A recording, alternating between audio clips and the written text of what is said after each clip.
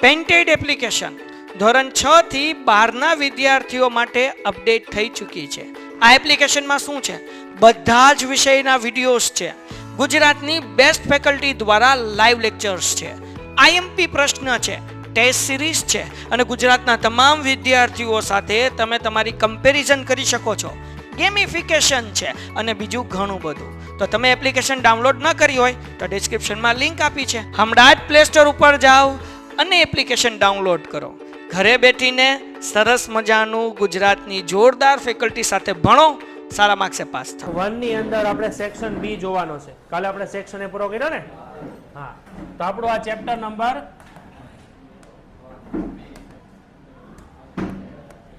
તો આપણે અહીંયા ચેપ્ટર નંબર 1 નો આપણો સેક્શન કેટલામો છે? બી.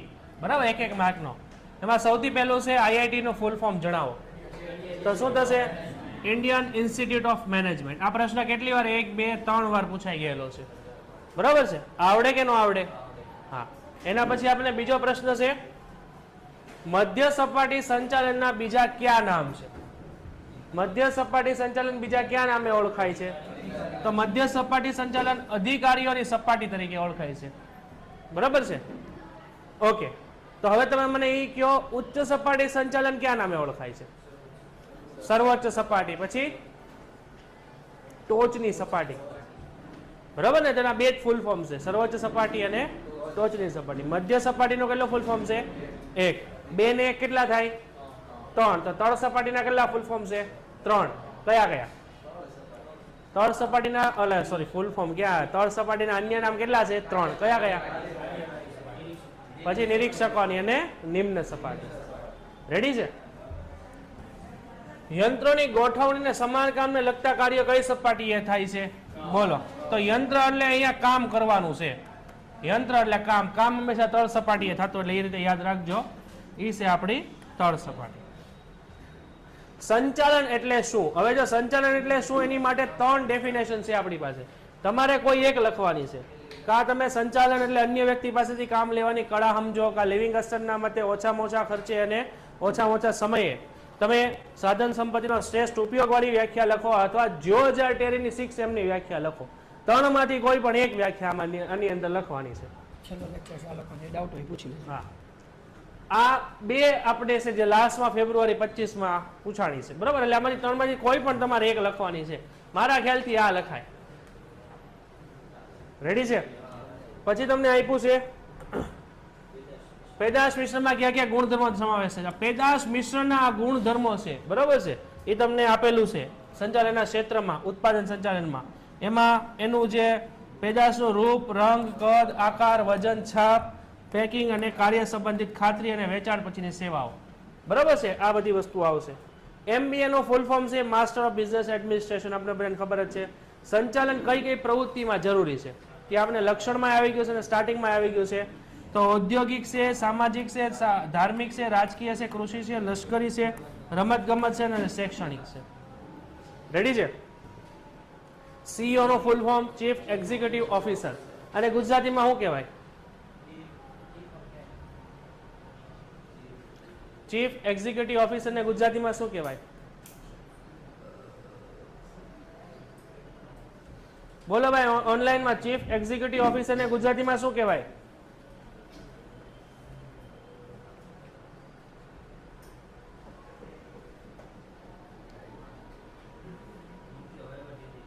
Very good. તને શું કહેશો આપણે? મુખ્ય વહીવટી અધિકારી. શું કહેવાય આને? મુખ્ય વહીવટી અધિકારી. તો તમને ગુજરાતીમાં પૂછાય તો આ લખવાનું. બરાબર છે? આ કે આ. અથવા એમ પૂછાય મુખ્ય વહીવટી અધિકારી એટલે કોણ? તો શું થશે? Chief executive officer.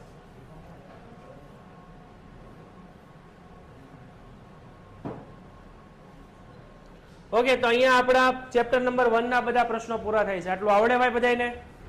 આવડે ને? હા. નેક્સ્ટ ના પછી આપણો ચેપ્ટર નંબર 2 છે. ભાઈ ઓનલાઈનમાં ચેપ્ટર નંબર 1 માં ક્લિયર થઈ ગયું બધાને? સેક્શન એ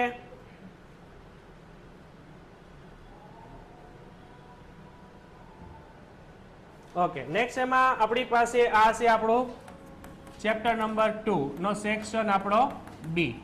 તો સેક્શન બી ની અંદર ચેપ્ટર 2 માં પહેલો પ્રશ્ન છે વર્તન સંબંધિત વિચારધારા કયા કયા ખ્યાલોનો સમાવેશ થાય છે.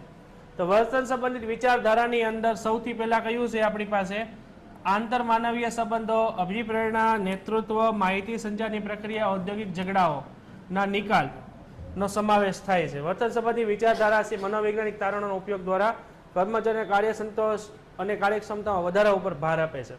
તો વર્તન સંબંધિત વિચારધારાની અંદર આ બધી બાબતોનો સમાવેશ થાય છે જે માર્ચ 2020માં પૂછાઈ ગયેલો છે. પછી મેં તમને 3 પ્રકારના નિરીક્ષણ કીધા હતા. તમને એકાદ તો આવે જ તે સમય નિરીક્ષણ, ગતિ નિરીક્ષણ અને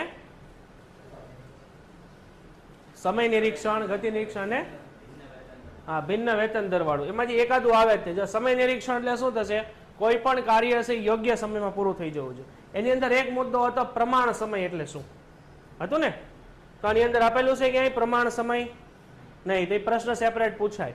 કોઈ પણ કાર્યને પૂર્ણ કરવા માટે જે નક્કી કરેલો સમય છે ને પ્રમાણ સમય કહેવાય. અને એ સમય નિરીક્ષણ એટલે કે એ પ્રમાણ સમયમાં કામ પૂરું થઈ જાય એને કહેવાય સમય નિરીક્ષણ. તો કોઈ પણ કાર્યનો ભાગ પૂર્ણ કરવા માટે જેટલો સમય લાગે તે સમય અંગે વૈજ્ઞાનિક રીતે કરવામાં આવતો અભ્યાસ એટલે સમય નિરીક્ષણ. ફ્રેડરિક ટેલર મત અનુસાર કાર્ય જે સમયમાં પૂર્ણ થવું જોઈએ અને કાળજી એ પણ સમય નિરીક્ષણ. એટલે બેમાંથી કોઈ પણ એક વ્યાખ્યા લખવાની છે. આ લખાય વ્યાખ્યા. ભાઈ આ બંને પ્રશ્નો સમજાણા ઓનલાઈનમાં?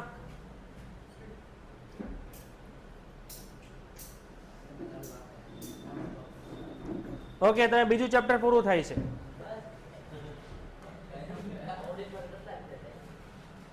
અપનાવવાનો જ્યારે કોઈ પણ કાર્ય તબક્કાવાર આગળ વધતું હોય ત્યારે જુઓ અને આગળ વધવાનો સિદ્ધાંત અપનાવવાનો હોય. બરાબર છે. પછી આપ્યું છે અંદાજપત્રના પ્રકારો. આ છે ને ભાઈ તમારો મોસ્ટ આઈએમપી પ્રશ્ન છે હો ને ભાઈ. કેટલી વાર પૂછવાનો? જો 1 2 3 4 વાર પૂછાઈ ગયો. એટલે આ વખતે પૂછાવાની શક્યતા છે. અંદાજપત્રના પ્રકારો. પહેલું છે મૂડી ખર્ચ અંદાજપત્ર, બીજું છે આપણી પાસે ઉત્પાદન અંદાજપત્ર, ત્રીજું છે ઉત્પાદન ખર્ચનો અંદાજપત્ર, ચોથું છે વેચાણ અંદાજપત્ર અને પાંચમું છે રોકડ અંદાજપત્ર. રેડી છે?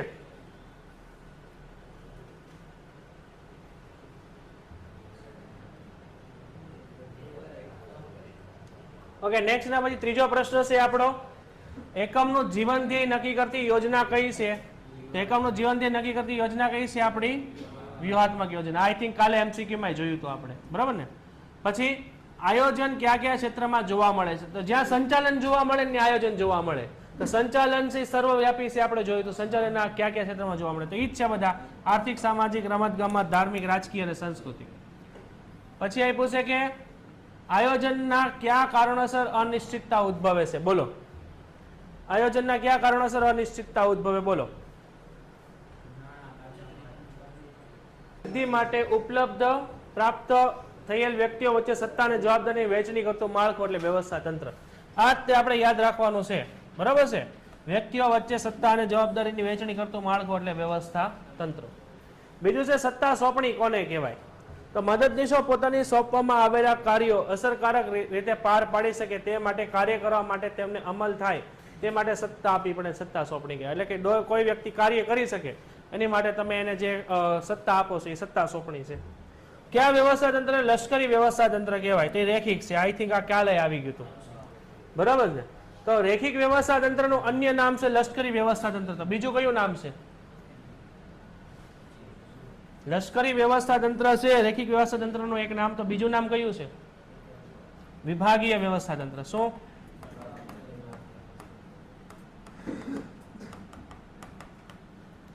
પછી આપ્યું છે અવૈધિક વ્યવસ્થા તંત્ર એટલે શું? જે માનવ સંબંધો ઉપર આધારિત હોય એને અવૈધિક કહેવાય ને.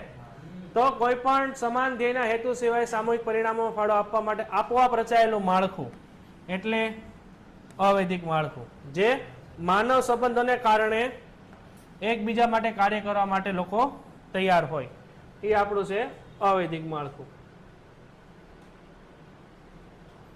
નેક્સ્ટ ના પછી આપ્યું છે આપણને ઉત્તરદાયિત્વ કોને કહેવામાં આવે? તો ઉત્તરદાયિત્વ છે ઉદ્ભવ એનું સર્જન થાય આપણને ખબર છે. તો મદદનીશોને સોંપેલા કાર્યો તેના વ્યવસ્થિત રીતે કરે છે કે નહીં તે જોવાની ઉપરી અધિકારીની જવાબદારી હોય છે. એટલે મદદનીશોને સોંપેલા કાર્યોનો ઉત્તર આપવા માટે તેના ઉપરના અધિકારી માટે જવાબદાર છે. એટલે મદદનીશોને સોંપેલા કાર્યના ઉત્તર ઉપરી અધિકારીને સંચાલકો આપવો પડે છે. તેથી કહેવાય ઉત્તરદાયિત્વ. એટલે આપણે આપણા ઉપરી અધિકારી માટે જવાબદાર છીએ. તો તળ સપાટીનું ઉત્તરદાયિત્વ મધ્ય સપાટી તરફ હોય, મધ્ય સપાટીનું ઉચ્ચ સપાટી તરફ હોય. શ્રેણિક વ્યવસ્થા તંત્ર એટલે શું? શ્રેણિક વ્યવસ્થા તંત્ર છે એ આધુનિક પ્રકારની સ્વરૂપની વ્યવસ્થા તંત્ર છે. આ પ્રશ્ન પણ એક્ઝામમાં આવી શકે. જેનામાંથી કઈ વ્યવસ્થા તંત્ર આધુનિક સ્વરૂપની વ્યવસ્થા તંત્ર છે? તો એ શ્રેણિક છે, જેની અંદર બે બાબતો હોય. એક જે ઉપરથી નીચે તરફ હોય અને એક ડાબી સાઈડથી હોય. એટલે કે એમાં બે અધિકારીઓ હોય, બે વિભાગના હેડ હોય. એક જનરલ મેનેજર હોય અને એક પ્રોજેક્ટ મેનેજર હોય. બરાબર છે? તો આની અંદર બે માળખા હોય. એક આપણું સામાન્ય ક્રમનું માળખું હોય અને એક બીજું પ્રોજેક્ટ માળખું હોય. આ બંનેનું મિશ્રણ એટલે શું થશે? શ્રેણિક વ્યવસ્થા તંત્ર. આ બંનેના સંયોજનથી ઉદ્ભવતા વ્યવસ્થા તંત્રને શ્રેણિક વ્યવસ્થા તંત્ર કહે છે. તમે આની ડેફિનેશન આવી રીતના પણ લખી શકો. સામાન્ય માળખું અને પ્રોજેક્ટ માળખા, બંને માળખાના સંયોજનથી ઉદ્ભવતું વ્યવસ્થા તંત્ર એટલે શ્રેણિક વ્યવસ્થા તંત્ર. બરાબર છે? નેક્સ્ટ પછી તમને આપ્યું છે કેન્દ્રીયકરણ એટલે શું? જ્યાં સત્તા કોઈ એક જ સપાટી પાસે હોય, તો જેમાં માત્ર ઉચ્ચ સપાટીએ જ સત્તા કેન્દ્રિત થયેલી અને કેન્દ્રીકરણ કહેવામાં આવે. આ પ્રશ્ન માર્ચ જુલાઈ 23 માં પૂછાઈ ગયો છે. ફેબ્રુઆરીમાં વૈદિક વ્યવસ્થા તંત્ર, જે કંપનીના નીતિ નિયમો ઉપર આધારિત હોય, જે કંપનીના વિધિસર રીતે સંકળાયેલું માળખું છે. તો એકમના સંચાલકો દ્વારા નિશ્ચિત ધ્યેયને સિદ્ધ કરવા માટે વ્યક્તિને કાર્યમાં સંબંધોનું જે વિધિસર રીતે માળખું રચાયેલું છે આપણું વૈદિક વ્યવસ્થા તંત્ર છે. તો એ ચેપ્ટર નંબર 4 એકમો. હવે કર્મચારી વ્યવસ્થાના વિભાગને કયા નામેથી ઓળખે છે ભાઈ? તો એ છે આપણું માનવ સંસાધન વિભાગ, જેને આપણે કહેશું હ્યુમન રિસોર્સ ડિપાર્ટમેન્ટ, HRD. બરાબર છે? હ્યુમન રિસોર્સ ડિપાર્ટમેન્ટ, માનવ સંસાધન વિભાગ તરીકે આપણે ઓળખીએ છીએ. તો આમાં આવશે HRD, માનવ સંસાધન વિભાગ. ઉમેદવારની આવડત કઈ કસોટી દ્વારા નક્કી કરવામાં આવે છે? તો એ છે આપણી ધંધાકીય કસોટી દ્વારા. આ પ્રશ્ન 2 વાર પૂછાઈ ગયો છે, એટલે આવા પ્રશ્નો પૂછાવાની શક્યતા વધારે છે. HRM નું ફૂલ ફોર્મ, તો HRM નો એટલે હ્યુમન રિસોર્સ, HR તો આવી ગયું, D એટલે વિભાગ છે તો ડિપાર્ટમેન્ટ થશે, અને આની અંદર M એટલે મેનેજમેન્ટ છે, સંચાલન. એટલે માનવ સંસાધન સંચાલન ગુજરાતીમાં આને કહેવાય. આમાં શું લખે છે? માનવ સંસાધન વિભાગ છે ને, તેમાં રીતના કહેશું માનવ સંસાધન સંચાલન. એટલે આને કહેશું આપણે HRM, હ્યુમન રિસોર્સ મેનેજમેન્ટ, જે 2 વાર ફૂલ ફોર્મ પૂછાઈ ગયેલું છે. પછી કર્મચારીની પસંદગી માટે લેવાતી કસોટીઓના નામ આપો. તો 4 કસોટી છે: બુદ્ધિ કસોટી, ધંધાકીય કસોટી, અભિરુચિ કસોટી અને મનોવિજ્ઞાન કસોટી. IQ કસોટી, એપ્ટિટ્યુડ, બિઝનેસ અને સાયકોલોજી ટેસ્ટ. આ 4 ટેસ્ટ છે. આ પ્રશ્ન 1, 2, 3 અને 4 વાર પૂછાઈ ગયેલો છે. પછી પસંદગીની પ્રક્રિયાનો આધાર કેના ઉપર છે? તે એકમનું કદ કયું છે, એનો પ્રકાર કેવો છે અને કર્મચારીનો પ્રકાર કેવો છે. જો કર્મચારી હાવ સાદા હોય, તળ સપાટીના, પસંદગીનો પ્રકાર કેવો હોય? સાદો જ હોય. અને ઉચ્ચ અધિકારીઓની પસંદગી કરવાની, તેનો પ્રકાર થોડોક અઘરો હોય. ભરતી માટેના કારણો કયા છે? તો જ્યારે તમે નવું એકમ સ્થાપો ત્યારે તમારે કર્મચારીની જરૂર પડે. નવી એકમની સ્ટાર્ટ કરો ત્યારે તમે ચાલુ એકમનો વિકાસ કરો તો વધારે માણસોની જરૂર પડે. આમાં માણસોની જરૂર પડશે એટલે આપણે ભરતી કરશું. જૂના કર્મચારીઓ રાજીનામું આપે એટલે માણસ જગ્યા ખાલી થાય એટલે ભરતીની જરૂર પડે. કોઈ કર્મચારી મૃત્યુ પામે તો જગ્યા ગમે એવી જગ્યા ખાલી કરવાની છે. બરાબર? મૃત્યુ પામે એટલે ભરતી કરવી પડે, નિવૃત્ત થાય તો પણ ભરતી કરવી પડે. તો ભરતી માટેના કેટલા કારણો છે? 1, 2, 3, 4 અને 5 કારણો છે. તો ભરતી માટેના કારણો કેટલા છે ભાઈ? 5. પેલું કયું છે? નવું એકમ સ્થપાય. બીજું, એકમનો જો વિકાસ થાય. ત્રીજું તો કે રાજીનામું. ચોથું તો કે મૃત્યુ. અને 5મું તો કે નિવૃત્તિ. IIT એટલે ખબર છે, Indian institute of technology. IIM એટલે ઇન્ડિયન ઇન્સ્ટિટ્યૂટ ઓફ મેનેજમેન્ટ. બરાબર? તો અહીંયા આપણું ચેપ્ટર પૂરું થાય છે.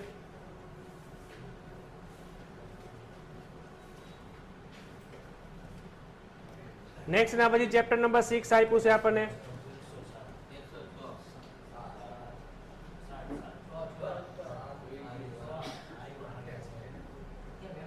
એમાં પહેલું છે અહીંયા પ્રશ્ન, દોરવણીના તત્વો જણાવો. તો દોરવણીના 4 તત્વો છે, આપણને બધાને ખબર જ છે: નિરીક્ષણ, નેતૃત્વ, અભિપ્રેરણા અને માહિતી સંચાર. આ મેં તમને ત્યારે પણ કીધું હતું, મોસ્ટ ઇમ્પોર્ટન્ટ પ્રશ્ન છે, પૂછાઈ શકે 1 માર્કમાં. તો જો 4 વાર ઓલરેડી પૂછાઈ ગયેલું છે. દોરવણીની વ્યાખ્યા આપો. કોઈ પણ એક વ્યાખ્યા આપવાની છે. અહીંયા જો તમારી પાસે કેટલા ઓપ્શન છે? 1, 2, 3, 4 ઓપ્શન છે. તમને મજા આવે એક વ્યાખ્યા યાદ રાખવાની છે. તો બોલો કયામાંથી ફાવે આપણને? તો બીજી છે કર્મચારીને ધ્યેય પૂર્તિ માટે માર્ગદર્શન આપવાનું કાર્ય, એટલે દોરવણી. મેં તમને ત્યારે કીધું હતું કોઈ એક વ્યાખ્યા યાદ રાખવાની હોય. તમારે 4 લખવાની નથી, તમારે કોઈ એક લખવાની છે. આ મારા ખ્યાલથી વ્યાખ્યા હેલી છે. બરાબર છે. શારીરિક જરૂરિયાતમાં કઈ જરૂરિયાતોનો સમાવેશ થાય છે? તો એમાં ખોરાક, પાણી, કપડાં અને આવાસ. આ તમને ખબર હોય તો આ હેમાંથી લીધો હશે પ્રશ્ન. માસ્લોની જરૂરિયાતનો અગ્રતા ક્રમમાં પહેલી જરૂરિયાત છે એ શારીરિક અથવા પ્રાથમિક જરૂરિયાત છે, જે સૌથી મહત્વની જરૂરિયાત છે એવું પણ આવે. તો પ્રશ્ન તમને પૂછાય કે અબ્રાહમ માસ્લોની જરૂરિયાતમાં સૌથી મહત્વની જરૂરિયાત કઈ છે? તો એ આવે શારીરિક જરૂરિયાત અથવા પ્રાથમિક જરૂરિયાત. એમાં આવે ખોરાક, પાણી, કપડાં અને આવાસ. બરાબર છે. પછી નફા ભાગ એટલે શું? તો કે એકમના નફામાંથી ચોક્કસ ભાગ કર્મચારીને નાણાં સ્વરૂપના વેતન સ્વરૂપે ચૂકવવાને કહેવાય નફામાં ભાગ. ઉદાહરણ તરીકે આપણી પાસે અહીંયા 100 રૂપિયા છે. આ 100 રૂપિયામાંથી આપણે ફોર એક્ઝામ્પલ 30 રૂપિયા કર્મચારીને આપી દઈએ. કર્મચારીઓ વચ્ચે આપણે શું કરીએ? વહેંચણી કરી દઈએ. તો આને કહેવાય નફામાં ભાગ. બાકીના 70 રૂપિયા કંપનીમાં પુનઃરોકાણ કરી દઈએ. આજે 30 રૂપિયા વેચે ને કહેવાય નફાનો ભાગ. ઓકે, પછી આપણને આપ્યું છે નિરીક્ષણનો અર્થ આપો. તો અગેન આપણી પાસે 3 વ્યાખ્યા છે, કોઈ પણ એક યાદ રાખવાની છે. મારા ખ્યાલથી પહેલી જ વ્યાખ્યા ઈઝી છે. કામદારોના કાર્યની દેખરેખ રાખવી એટલે શું થશે? નિરીક્ષણ. આધુનિક માહિતી સંચારના સાધનો જણાવો. તો આધુનિક સમયમાં તમે માહિતી છે સામેવાળા વ્યક્તિ સુધી કઈ રીતે પહોંચાડી શકો? તો એમાંથી સૌથી પહેલું છે મૌખિક અને લેખિત સંદેશાઓ, બીજું છે મોબાઈલ, ઇન્ટરનેટ, SMS, ટેલિફોન, ટેલેક્સ અને ફેક્સ. આ બધા સાધનો છે જેનાથી તમે માહિતી સંચાર કરી શકો છો. પછી આપ્યું છે અવિશ્વાસ અને ડરથી માહિતી સંચાર ઉપર શું અસર થાય છે? તો અવિશ્વાસ અને ડરથી માહિતી સંચાર ઉપર શંકાની દ્રષ્ટિએ જોવામાં આવે છે. અવિશ્વાસ અને ડરમાં માહિતી સંચારને શું જોવાની? શંકાની દ્રષ્ટિએ જોવાનો હોય કે ભાઈ સામેવાળા વ્યક્તિ વિશ્વાસ ટૂંકમાં કરતા નથી. માહિતી સંચારની ગમે તે 2 દ્રશ્ય શ્રાવ્ય પદ્ધતિના નામ આપો. ગમે તે 2 એટલે તમને આખું લિસ્ટ આપેલું છે હો ને. દ્રશ્ય શ્રાવ્ય અને મૌન, લેખિક અને મૌખિક, આવું લિસ્ટ આપેલું છે. મેં ત્યારે કીધું તો આમાંથી 2 મુદ્દા 2 3 ખાલી નામ યાદ રાખવાના છે. તો દ્રશ્ય શ્રાવ્ય એટલે કે એને કહેશું આપણે ઓડિયો વિઝ્યુઅલ. એટલે આની અંદર તમે એને જોઈ પણ શકો છો અને સાંભળી પણ શકો છો. તો તમે જોઈ શકો ને સાંભળી શકો ને એવું પહેલા તો ચલચિત્ર હોય, ટેલિવિઝન હોય, ઇન્ટરનેટ હોય, કોમ્પ્યુટર હોય ને વિડીયો કેસેટ હોય. બરાબર છે. પછી અભિપ્રેરણા એટલે શું? બોલો, કોને કહેશો અભિપ્રેરણા? કર્મચારીને વધુ કાર્ય કરવા માટેની જે પ્રેરણા આપવામાં આવે એને કહેવાય અભિપ્રેરણા. બરાબર છે. ઈચ્છિત કાર્યને પાર પાડવા માટે કર્મચારીને વધુ કાર્ય કરવા માટે જે પ્રેરણા આપવામાં આવે એ છે અભિપ્રેરણા. અહીં આપણું ચેપ્ટર પૂરું થાય છે. નેક્સ્ટ ના પછીનું ચેપ્ટર કયું છે આપણું?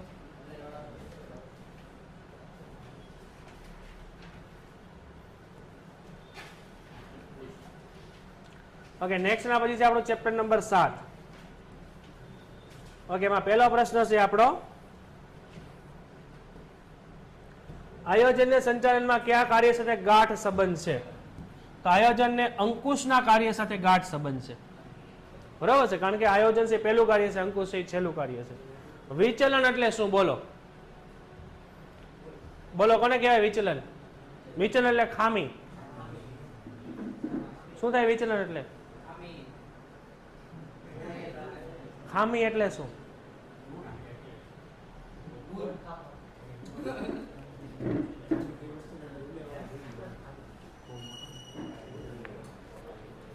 તો અહીંયા વિચલન એટલે કે જ્યારે 2 વસ્તુ વચ્ચે કોઈ તફાવત જોવામાં આવે અને આ તફાવત છે સ્થાપિત ધોરણ અને વાસ્તવિક ધોરણ વચ્ચેનો જે તફાવત છે વિચલન કહેવાય. છેલ્લી લાઈનમાં પેઇન્ટેડ એપ્લિકેશન ધોરણ 6 થી 12ના વિદ્યાર્થીઓ માટે અપડેટ થઈ ચૂકી છે. આ એપ્લિકેશનમાં શું છે? બધા જ વિષયના વિડીયોઝ છે. ગુજરાતની બેસ્ટ ફેકલ્ટી દ્વારા લાઈવ લેક્ચર્સ છે. IMP પ્રશ્ન છે, ટેસ્ટ સિરીઝ છે અને ગુજરાતના તમામ વિદ્યાર્થીઓ સાથે તમે તમારી કમ્પેરિઝન કરી શકો છો. ગેમિફિકેશન છે અને બીજું ઘણું બધું. તો તમે એપ્લિકેશન ડાઉનલોડ ન કરી હોય તો ડિસ્ક્રિપ્શનમાં લિંક આપી છે. હમણાં જ પ્લે સ્ટોર ઉપર જાઓ અને એપ્લિકેશન ડાઉનલોડ કરો. ઘરે બેઠીને સરસ મજાનું ગુજરાતની જોરદાર ફેકલ્ટી સાથે ભણો, સારા માર્ક્સે પાસ થાઓ. આની વ્યાખ્યા શું થશે આપણે? કે ભાઈ અહીંયા સ્થાપિત ધોરણો અને પ્રાપ્ય ધોરણો વચ્ચેનો તફાવત એટલે વિચલન. તો તમે જે ધોરણ સ્થાપિત કર્યો છે અને જે તમને પ્રાપ્ત થયો છે, દાખલા તરીકે તમે 12મા ધોરણમાં એવું સ્થાપિત કર્યું કે મારે 90% આવશે અને તમને 80% આવ્યા, એ જે 10%નું જે વચ્ચે તફાવત આવ્યો ને એને કહેવાય વિચલન. બરાબર છે?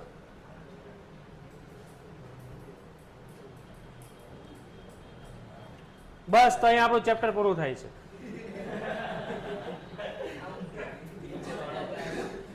બે જ પ્રશ્ન પૂછાયા છે તારો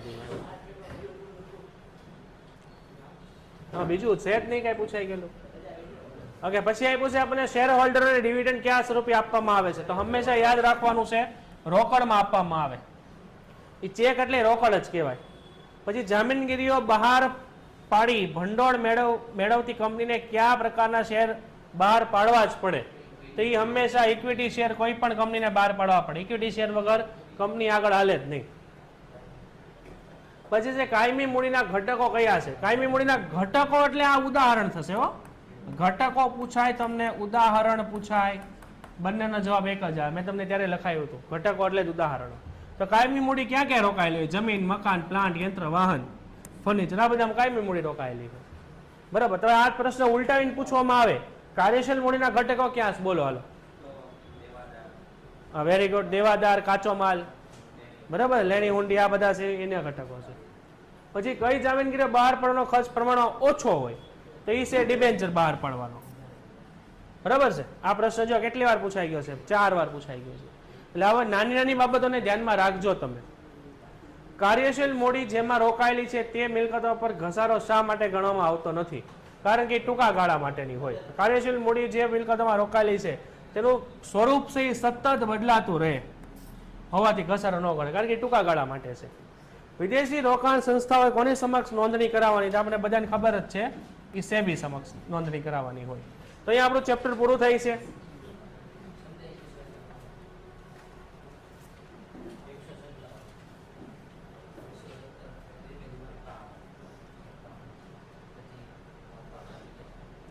ઓકે, નેક્સ્ટ એના પછીનું જે ચેપ્ટર છે એમાં સૌથી પહેલું છે ભારતમાં શેર બજારોનું નિયમન કોના દ્વારા થાય છે? બધાને ખબર જ છે સેબી દ્વારા થાય છે. પછી એ પૂછે કે કરાર નોંધ એટલે શું? જો અમે તમને આઈએમપી લખાવ્યું હતું બુકની અંદર, બરાબર છે, મેં તમને મોસ્ટ આઈએમપી લખાવ્યું તો કરાર નોંધ તમને સેપરેટ પૂછાય છે. તો ગ્રાહકો જ્યારે ઓર્ડર પ્રમાણે જામીન ખરીદ વેચાણનો સોદાઓ પછી દલાલ તે અંગેની નોંધ કરે એને કરાર નોંધ. તમે જ્યારે શેર ખરીદ વેચાણ કરો ને ત્યારે દલાલ જે નોંધ કરે એને કહેશું આપણે કરાર નોંધ. વિસ્તૃત સ્વરૂપ આપણને બધાને ખબર જ છે. CDSL એટલે શું થશે? Central depository securities limited, sorry services limited. હવે આનું જે ફૂલ ફોર્મ છે ને તમે બે રીતે લખી શકશો. સેન્ટ્રલ ડિપોઝિટરી સર્વિસીસ અને સિક્યુરિટીઝ બધામાં ES આવશે, મેં તમને કીધું હતું, અને લિમિટેડ. તમે ઇન્ડિયા ન લખો તો પણ ચાલશે અને લખો તો કાંઈ વાંધો નથી. આવી રીતના પણ લખી શકો સેન્ટ્રલ ડિપોઝિટરી સર્વિસીસ લિમિટેડ અથવા central depository services India limited. India બ્રેકેટમાં લખવાનું કારણ કે ફૂલ ફોર્મમાં નથી આવતું. સેબી બધાને ખબર છે, security exchange board of India. પછી આપણે આપ્યું છે ટ્રેઝરી બિલ કઈ કિંમતે બહાર પાડવામાં આવે છે? તે મૂળ કિંમતે બહાર પાડવામાં આવે છે. ડિમેટેરિયલાઇઝેશન એટલે શું થશે? સોરી, વટાવથી બહાર પાડવામાં મૂળ કિંમતે પરત કરવામાં આવશે. વટાવથી બહાર પાડવામાં આવશે અને મૂળ કિંમતે પરત કરવામાં આવશે. ડિમેટેરિયલાઇઝેશન એટલે શું થશે? એટલે કે ભૌતિક સ્વરૂપની જામીનગીરીઓનું શું થશે? ઇલેક્ટ્રોનિક સ્વરૂપ ડેટામાં રૂપાંતર.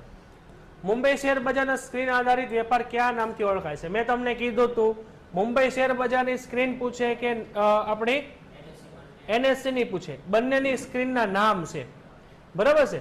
તો BSE ની સ્ક્રીન કઈ છે? BSE ની સ્ક્રીન છે બોલ્ટ. NSE ની સ્ક્રીન કઈ છે? નેટ. શું છે નામ? NEAT છે ને, નેટ છે. આ બંને યાદ રાખવાનું બોક્સ મેં બનાવી દીધું હતું તમને, બરાબર છે. પછી મુંબઈ શેર બજારની સ્થાપના ક્યારે થઈ છે? 9 જુલાઈ 1875 માં.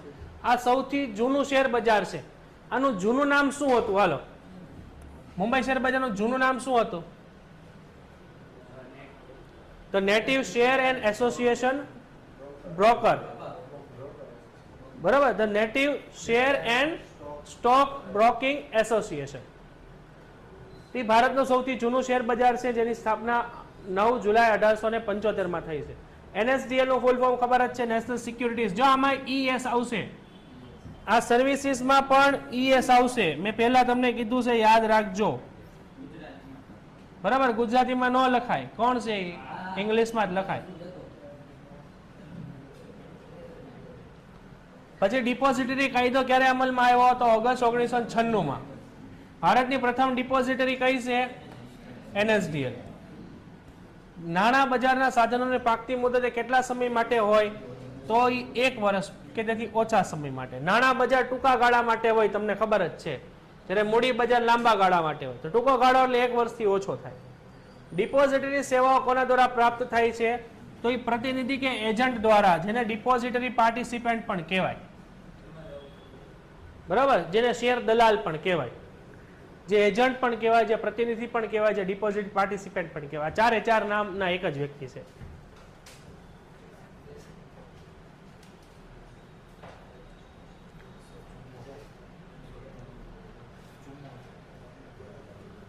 ઓકે, નેક્સ્ટ ના પછી આપ્યું છે આપણે ચેપ્ટરમાં માર્કેટિંગ મેનેજમેન્ટમાં. પહેલો પ્રશ્ન છે 4P ના નામ આપો. હાલો, 4P. તો પહેલું થશે આપણું પ્રોડક્ટ, પ્રાઇસ, પ્લેસ અને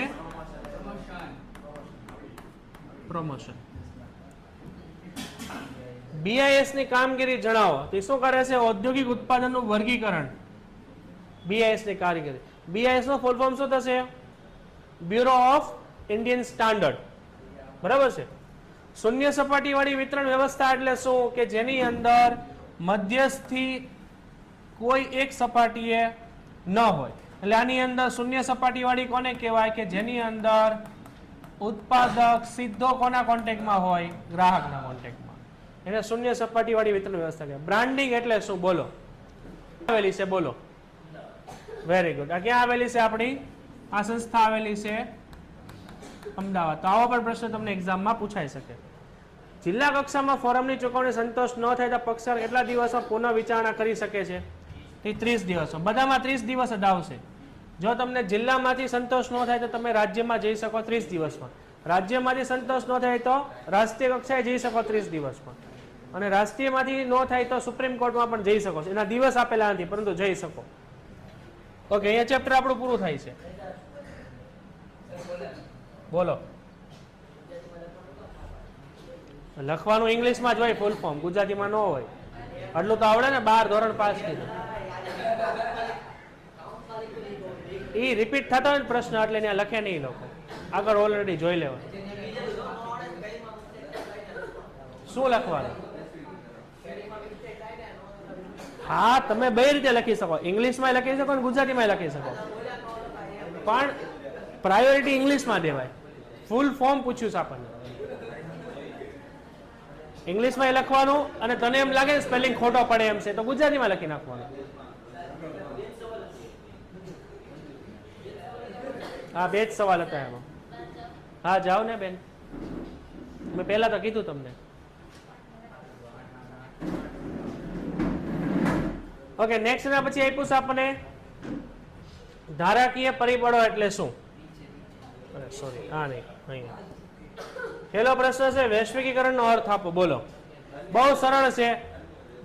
દેશની કંપનીઓ વિદેશમાં જાય અને મંજૂરી આપવામાં, વિદેશમાં જવાની, ઉત્પાદન કરવાની, વેચાણ કરવાની, અને વિદેશી કંપનીઓને ભારતમાં વેચવાની મંજૂરી આપવામાં વૈશ્વિકીકરણ કહેવાય. બરાબર છે. તો આ આપણું ઇન્ડિયા છે અને આપણે વિદેશ છે. તો ભારતની કંપનીઓ વિદેશમાં જાય વેપાર કરવા માટે, અને વિદેશી કંપનીઓ જે ભારતમાં આવે આને વૈશ્વિકીકરણ કહેવામાં આવે. પછી છે વિદેશી ઊંડાણ માટે ભારતે કયો કાયદો બનાવેલો છે? તો એ છે ફેમા. બરાબર. કયો કાયદો અસ્તિત્વમાં છે? અસ્તિત્વમાં લખેલું છો એટલે વર્તમાન લખવાનો. અસ્તિત્વમાં છે એટલે આ થશે આપણો વર્તમાન. પેલા કયો હતો? ફેરા હતો. જીએસટી નો ફૂલ ફોર્મ શું થશે? Goods and services tax. આમાં પણ ઈએસ આવશે, બરાબર. આની સ્થાપના ક્યારે થઈ હતી જીએસટી ની?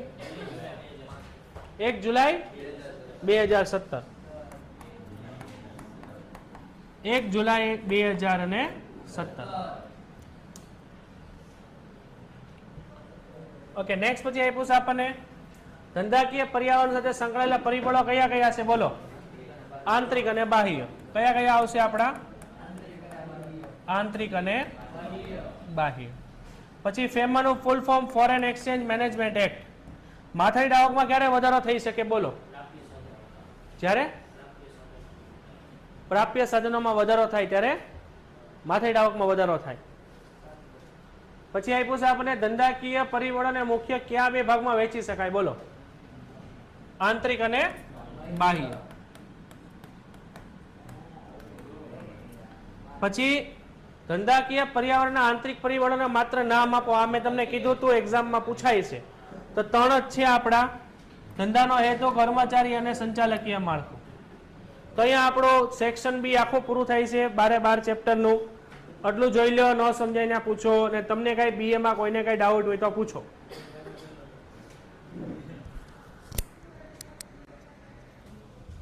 પેન્ટેડ એપ્લિકેશન ધોરણ 6 થી 12ના વિદ્યાર્થીઓ માટે અપડેટ થઈ ચૂકી છે. આ એપ્લિકેશનમાં શું છે? બધા જ વિષયના વિડીયોઝ છે. ગુજરાતની બેસ્ટ ફેકલ્ટી દ્વારા લાઈવ લેક્ચર્સ છે. આઈએમપી પ્રશ્ન છે, ટેસ્ટ સિરીઝ છે, અને ગુજરાતના તમામ વિદ્યાર્થીઓ સાથે તમે તમારી કમ્પેરિઝન કરી શકો છો. ગેમિફિકેશન છે અને બીજું ઘણું બધું. તો તમે એપ્લિકેશન ડાઉનલોડ ન કરી હોય તો ડિસ્ક્રિપ્શનમાં લિંક આપી છે. હમણાં જ પ્લે સ્ટોર ઉપર જાઓ અને એપ્લિકેશન ડાઉનલોડ કરો. ઘરે બેઠીને સરસ મજાનું ગુજરાતની જોરદાર ફેકલ્ટી સાથે ભણો, સારા માર્ક્સે પાસ થાઓ.